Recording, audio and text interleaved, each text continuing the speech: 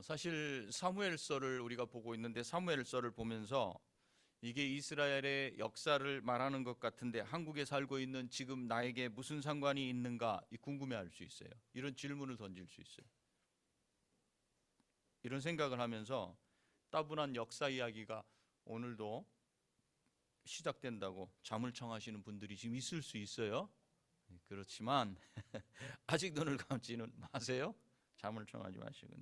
오늘 이야기는 다윗이 왕이 되고 법궤도 다윗성으로 옮겨온 이후에 이제 평안이 찾아왔을 때 일어난 일이에요. 사실은 하나님께서 이걸 기다리고 계셨어요. 아브라함을 통해서 하나님의 나라를 세우시겠다고 했잖아요. 그죠? 그리고 민족을 만드시고 이집트에서 나오게 하시고 가나안 땅에 들어가게 하시고 이렇게 정착이 되고 안식이 찾아올 이때를 기다리고 계셨던 거예요. 근데 지금까지 그게 안 이루어졌는데 이제 다윗을 통해서 이루어졌을 때 일어난 일이에요. 이게 다윗은 백향목으로 지은 궁전에 살고 있는데 법궤는 보니까 휘장 가운데 그렇게 있어요. 그러니까 그것을 자기와 사는 것을 비교해 보니까 이게 마음이 편치 않은 거예요. 자기가 잘 됐을 때 하나님은 어떤가 생각하게 된 거예요. 지금 그 마음이 편치 않아. 그래서 하나님의 궤를 모실 성전을 지으려는 마음을 다윗이 딱 갖게 된 거예요. 야, 이거 나만 이게 궁에 있으면 되겠어? 하나님을 위해서도 집을 잘 지어드려야 되지 않을까? 그래서 성전을 지을 마음을 가졌는데 그때 하나님은 나단 선지자를 통해서 다윗의 뜻을 거절하시는 거예요. 짓지 말라는 거예요. 그렇게 하면서 하신 말씀이 내가 너를 위하여 집을 짓겠다. 내가는 누구야? 하나님이 오히려 다윗을 위해서 집을 짓겠다고 이렇게 말씀하셔요.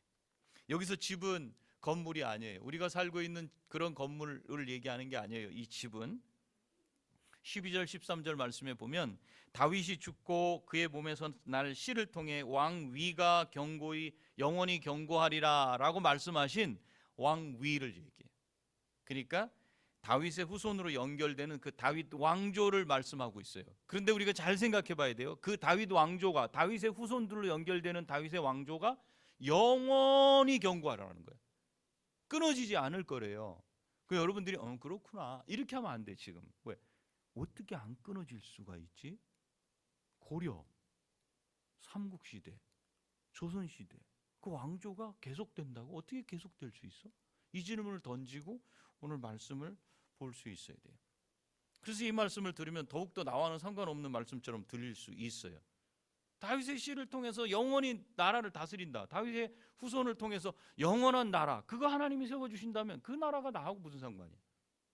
마치 이스라엘의 역사가 계속될 거라는 그런 말씀처럼 들리기 때문에 나하고 상관없는 말씀이 아닌가 이렇게 들릴 수 있지만 다윗의 씨를 통해 다스릴 영원한 나라가 어떤 나라인지를 알게 된다면 오늘 말씀이 바로 나에게 어떤 힘을 주시고 위로를 주시는지를 경험할 수 있을 거예요.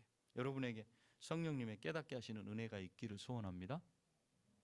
우리는 지금 사무엘상하를 보면서 사울과 다윗의 이야기를 통해서 은혜를 나누고 있어요. 그런데 잊지 말아야 할 것은 사울 왕 이야기와 다윗 왕의 이야기를 통해서 하나님은 무엇을 우리에게 보이시고 말씀하고 계신지 이걸 놓으면 안 돼요.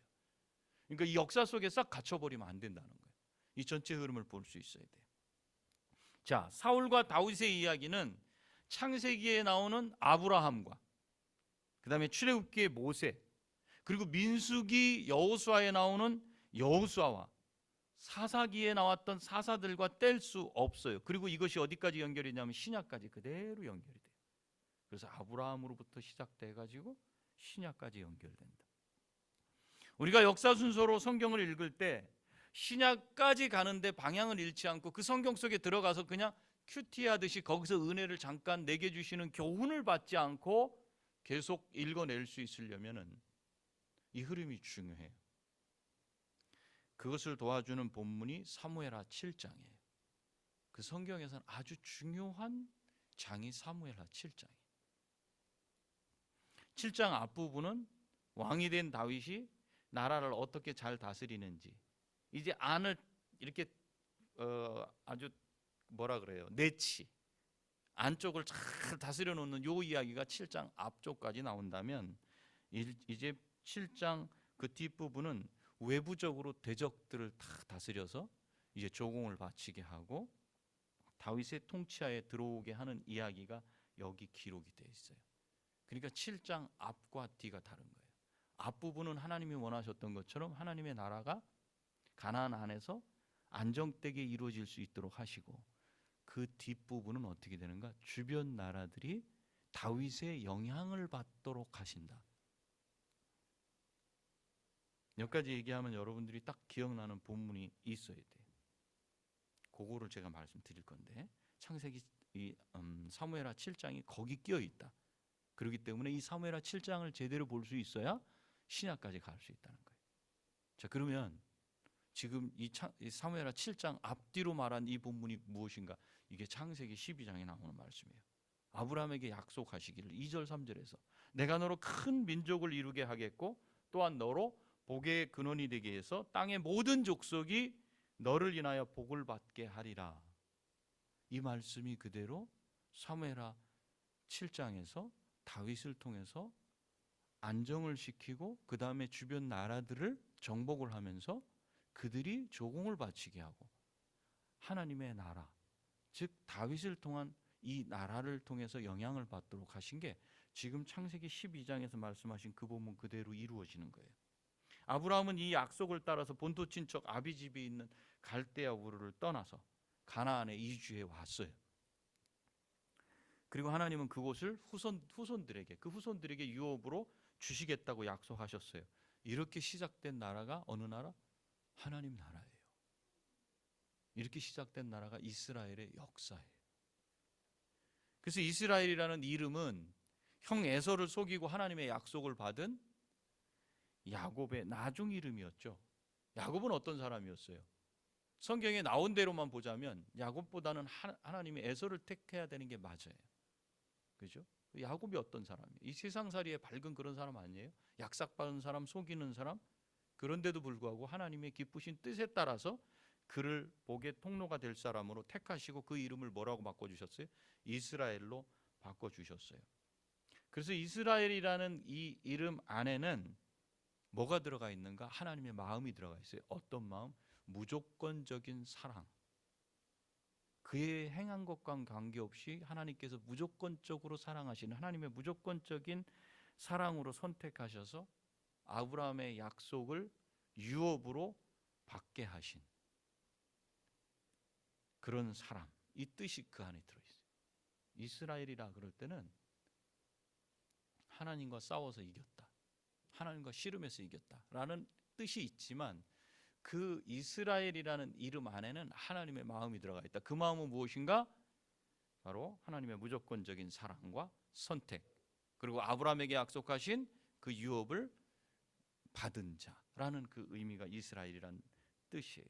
그래서 아브라함의 후손이라고 하면 바로 이런 하나님의 그 무조건적인 사랑으로 선택받아서 아브라함에게 주신 약속을 유업으로 물려받은 자, 그 사람이 바로 아브라함의 후손이구나. 무조건적인 선택, 무조건적인 사랑, 이걸 잊으면 안 됩니다.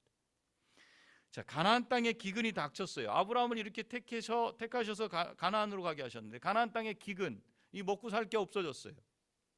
그렇게 되자 애굽으로 내려갑니다, 이스라엘이. 근데 그곳에서 400년을 지내면서 어떻게 바뀌었냐면 노예로 전락했어요. 그때 하나님은 모세를 세우셔서 그곳으로부터 구원받게 하시고 광야를 지나게 하시고 가나안 땅으로 들어보내시고 여호수아를 통해서 그 땅을 진멸케 하시면서 각 지파가 다 나눠서 가나안에 정착하게 하셨어요. 그러나 이스라엘이 그곳에서 가나안 사람들을 닮아가고 섞이는 바람에 사사시대에 와서는 완전히 하나님을 떠나버렸어요.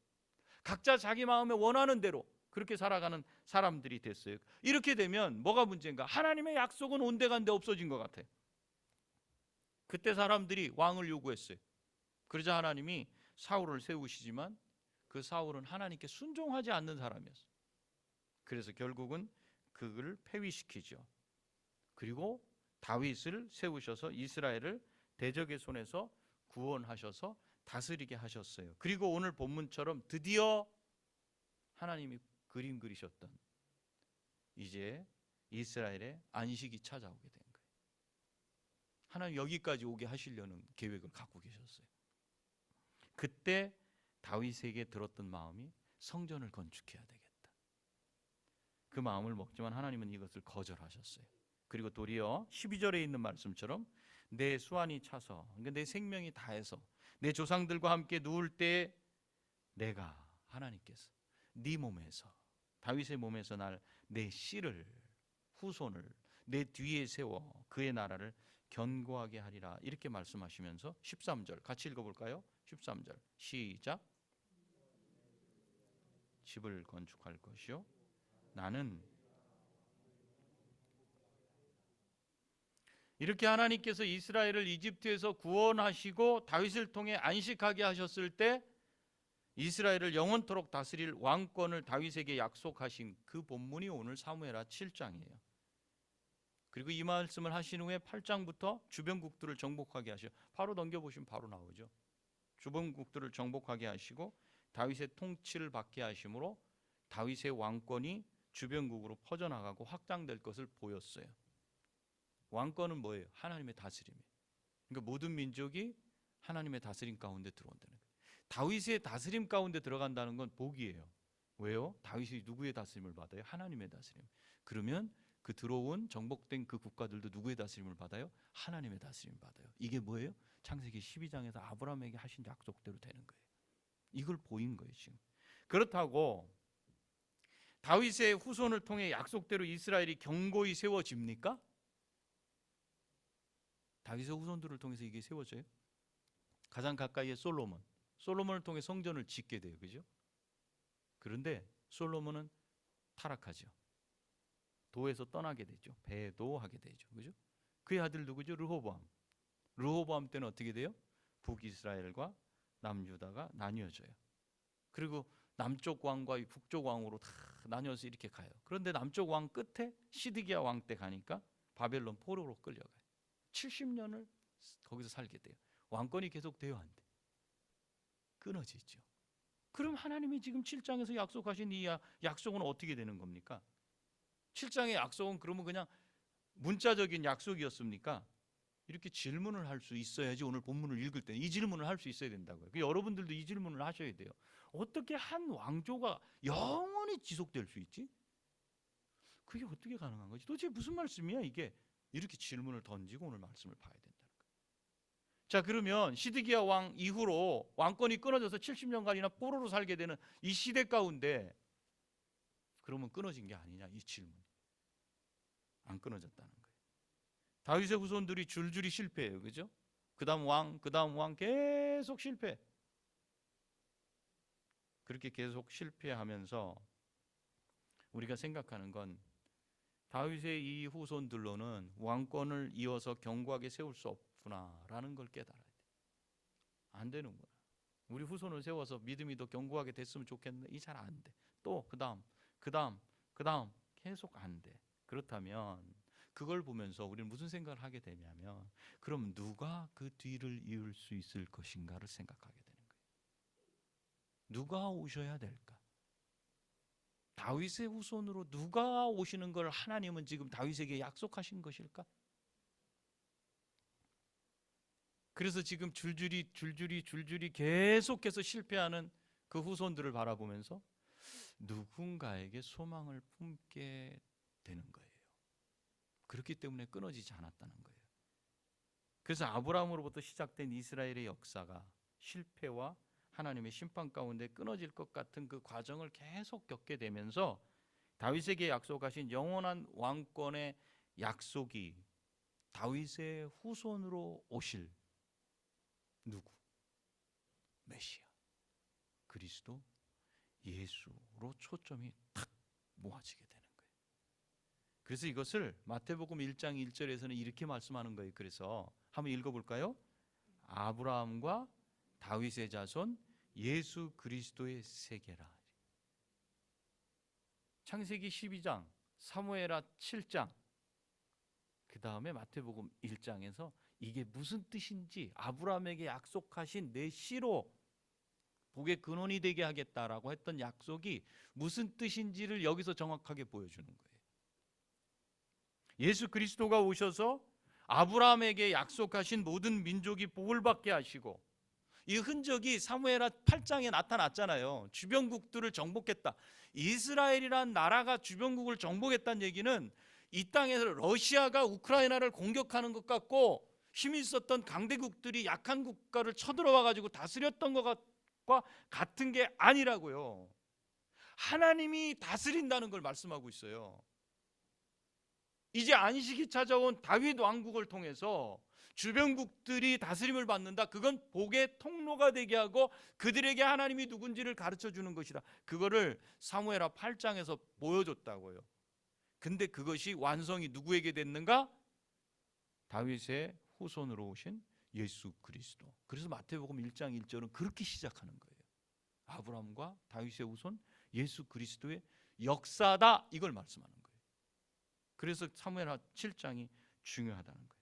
예수 그리스도가 오셔서 아브라함에게 약속하신 모든 민족이 복을 받게 하시며, 저희가 복 받고 있잖아요. 지금 그 나라의 백성으로 들어가 있잖아요. 복을 받게 하시며 십자가에 죽으시고 부활하심으로 하나님 보좌 우편에 앉으셔서 영원히 왕 노릇하시며 다윗의 왕권을 이어가신다는 말씀이 그대로 이루어진 걸 우리가 지금 보고 있는 거예요. 지금 우리 주님이 왕으로 다스리셔요, 안 다스리셔요? 사무엘하 7장에 다윗에게 약속하신 그 약속이 이루어졌어요, 안 이루어졌어요? 그대로 이루어졌어요. 로마서 1장 3절, 우리가 로마서 보고 있지만 거기서도 뭐라 그래요? 육신으로는 하나님의 아들이 누구냐? 육신으로는 다윗의 혈통으로 오셨다.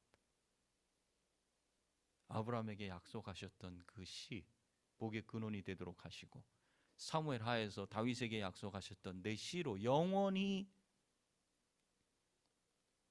내 왕위 영원히 견고하게 세우시겠다고 약속하셨던 말씀이 그대로 이루어지신 걸 로마서에서도 그대로 말하고 있어요.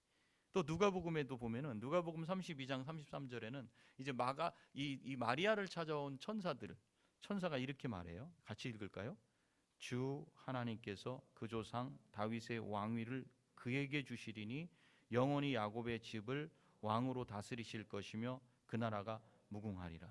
이 말씀이 이해되죠? 이제 누구에게 주셨다고요? 그에게, 그리스도 예수에게 주신다. 내게서 태어날 아들 예수에게 그 나라를 주시겠다는 거예요. 그래서 사도행전 13장 23절에도 바울도 이렇게 말씀하셔요. 읽어볼까요? 하나님의 약속하신 대로 이 사람, 그 위에 이 사람은 누구냐면 다윗이에요. 다윗의 시에서 이스라엘을 위하여 구주를 세우셨으니 곧 누구다? 예수다. 사무엘하 7장 누구를 말하는지 이해하실 수 있죠?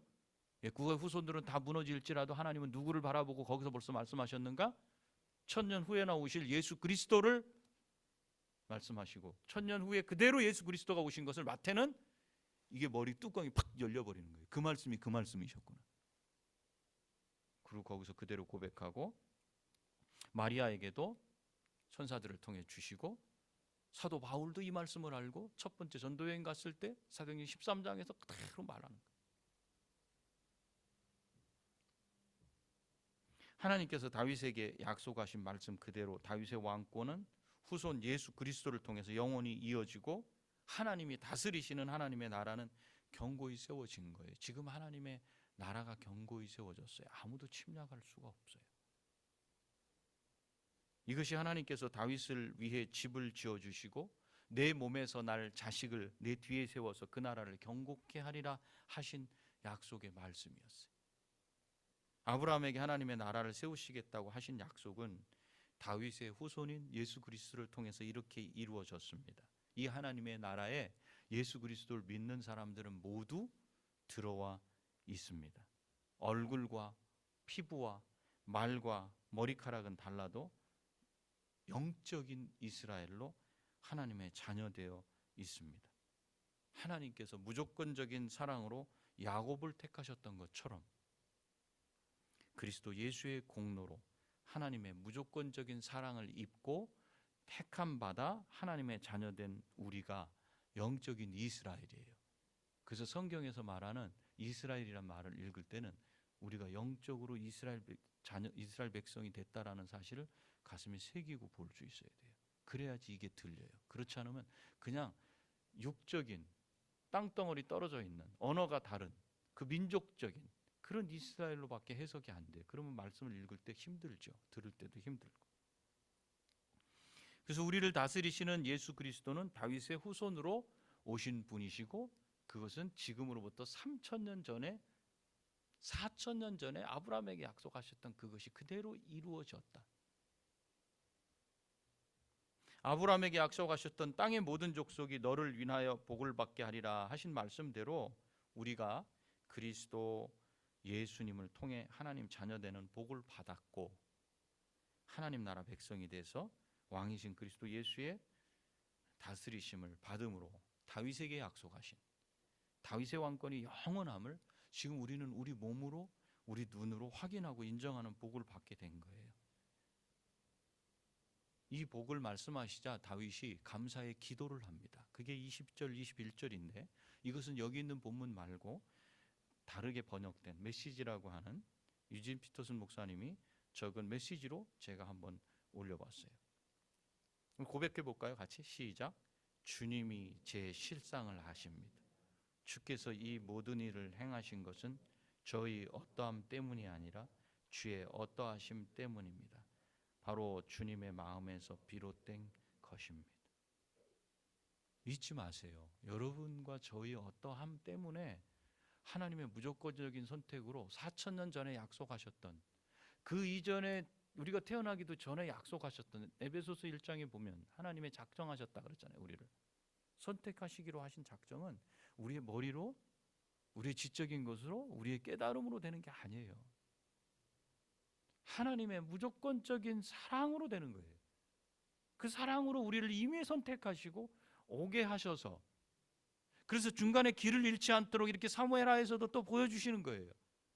다윗의 씨, 그러면 뭐 다윗 가문이구만, 그게 아니라 아브라함에게 약속하셨던 그 하나님의 나라를 하나님이 계속 이어주시고, 그분이 마태복음 1장 1절에 있는 것처럼 오셔서 십자가에 죽으시고 하나님이 부활시키셔서 살리셔서 하늘 보좌 우편에 앉아서 지금 온 만물을 다 다스리신다고요. 왕으로. 사무엘하에서 약속하셨던 그것이 그대로 이루어지는데, 그 왕. 그래서 우리를 하나님 백성 삼으신 은혜와 우리를 다스리시고 우리에게서 눈을 떼지 않으시는, 오늘 읽은 본문에 나오잖아요. 눈을 떼지 않으신다. 그 자녀들이 잘못하면 어떻게 하신다 그랬어요? 인생의 매와 채찍으로 다스리신, 징계하신다 그랬어요. 인생, 사람을 쓰셔서 우리를 다스리신다고요. 그거 다 당했잖아요. 이스라엘 백성들이. 우리도 여전히 그거 당하고 있지 않아요? 그러나 뽑아버리시지 않는다고. 영원히 하나님의 자녀로서 살아갈 수 있도록 하신다는 거예요. 우리에게 눈을 떼지 않으시는 그 하나님의 사랑, 무조건적인 사랑에 우리가 입을 벌려 고백할 수 있는 말은 뭡니까? 감사합니다. 복권을 샀는데 1억 5천만 원이 당첨이 됐어.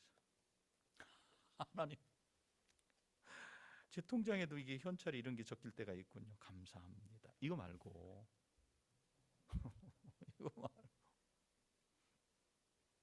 이거 말고 내가 누구길래 나를 도대체 택하셔가지고 이 주일에 그냥 가고 싶은 데가 있고 뭐 하고 싶은 게 있는데 그냥 꾸역꾸역 여기를 나오게 하셔, 또 말씀을 듣게 하시고, 아유, 이거 포기할 수 없는 이 길, 이게 도대체 뭐지?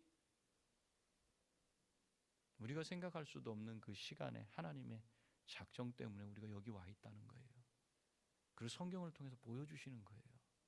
그냥 말 듣기로 그렇게 됐다더라가 아니라, 그렇하더라, 그게 아니라 성경을 보니까 이렇게 우리에게 증명하는 거예요. 아무도 끊을 수 없는 하나님의 사랑의 택하심이 우리에게 주어졌어요. 그렇기 때문에 우리의 삶은 복되는 거예요. 다윗이 주변국을 정복해요.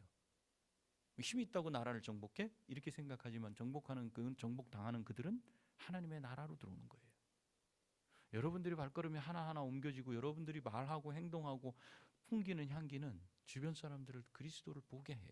근데 계속 공격하죠. 그래갖고 뭐 하나님 믿는다 그래 이렇게 말하죠. 무슨 뜻이에요? 너한테 하나님이 먼저 나가긴 하는데 그 하나님은 맞지만 너는 지금 하나님의 백성으로서 그렇게 살면 되겠어, 이 얘기거든요. 결국 뭐가 되고 있다는 거예요? 향기를 풍기고 있다는 거예요. 부인할 수 없는 사실이에요. 그 여러분들의 삶이 가치 있고 복이 되는 삶이에요. 그런데 만일 아직 예수님을 믿지 못해서 이 하나님의 사랑을 알지 못한다면 로마서 한번 찾아봅시다. 로마서 10장 9절 10절 9절 10절 로마서 10장 9절 10절. 만일 예수님을 아직 믿지 못하고 이 하나님의 사랑을 알지 못한다면 로마서 10장 9절 10절 이 말씀을 기억하세요. 한번 같이 읽습니다. 시작. 내가 만일 내 입으로 예수를 주로 시인하며 또 하나님께서 그를 죽은 자 가운데서 살리신 것을 내 마음에 믿으면 구원을 받으리라. 사람이 마음으로 믿어 의에 이르고 입으로 시인하여 구원에 이르느니라. 아멘. 믿으면 돼. 믿음이 안 생기는데 어떻게 해요? 믿음 달라고 하세요. 믿음을 누가 주시냐? 성령께서 주시는 거예요. 성령께서 믿게 하시는 거예요. 이 모든 일을 나는 받아들여요. 그러면 여러분이 하나님의 자녀라는 사실이에요. 오늘 들은 말씀이 여러분들의 눈을 뜨게 하고 가슴을 확 열리게 하고 내가 가치 있는 인생이구나, 내가 그 하나님의 나라의 백성이구나, 이걸 알게 하신다면 여러분이 믿음의 백성이에요. 그거 여러분의 의지로 된 게 아니고 하나님의 뜻으로 다 된 거예요. 하나님이 작정하신 것, 예수 그리스도가 여러분을 위해 십자가에 죽으신 것, 그 사건이 바로 나를 위한 것이라고 성령께서 내게 믿어지게 하시고 깨닫게 하시고 그리스도와 하나 되게 하셨기 때문에 지금 그렇구나 이게 되는 거예요. 근데 만약에 그렇지 않다면 오늘 이 말씀대로 주님 제가 믿게 해주십시오. 제게 믿음을 주십시오. 그래서 성령께서 믿음을 주셔서 하나님 백성 삼아 주실 거예요. 안 되는데요. 한 번 했더니 두 번 하세요. 안 돼요. 죽을 때까지 해야죠. 하나님 나라 백성으로 들어오지 못한 것이 이 땅에서 억만장자의 삶을 산다고 하는 것과 비교할 수 있어요? 저와 여러분을 택하시고 하나님 나라 백성 되게 하신 하나님의 그 무조건적인 사랑에 감사합니다. 주님 감사합니다. 이 감사로 매일 답하시는 삶이 되시기를 축원합니다.